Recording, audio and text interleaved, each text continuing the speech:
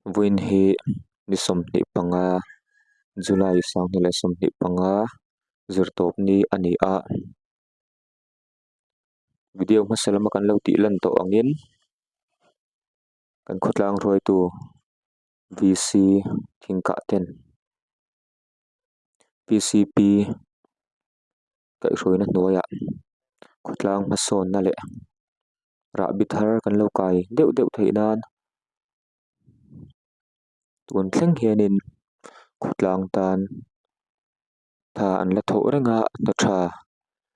an la chhuah renga an la tho te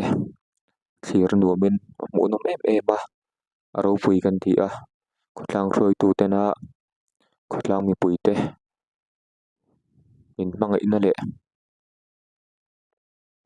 khotlang ma son na turan nei tu na zong zonga an ru ngai tu na an se na thinlung takin atharin lok thu kan soi le ani hei kan buangin mani video wa kan bu khachu alang kim lo reu mai an na tho te unaron kal zela tuna chuan hei kan bu ani ta a son ro pui tak kan hmua kan changa alom em em a mai tuna chuanin side drain te pawh tha tak mai kan han nei thar le zela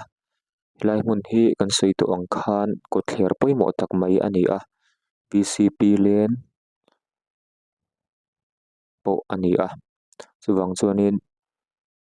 khotlang a kan ho tu ber kan throi tu ber ko thler a hi mu tlak ani tur ani a poimo na ang chin chuwang chuanin thei tawp kan chhuah mek zel ani khotlang a fur te ron thlenga fur a ron thlen hianin fur ruah tui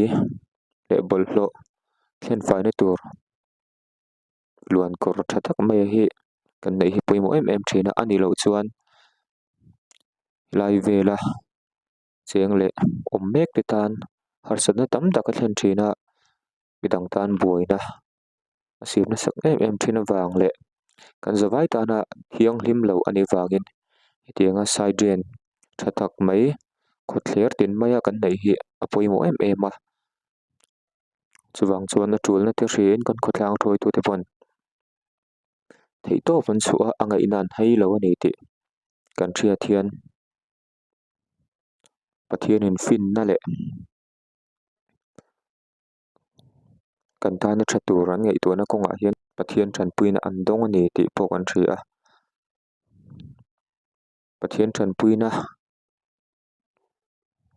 dawng tlaka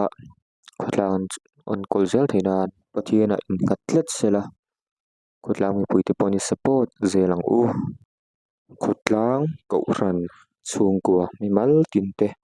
kan dam zel theih nan.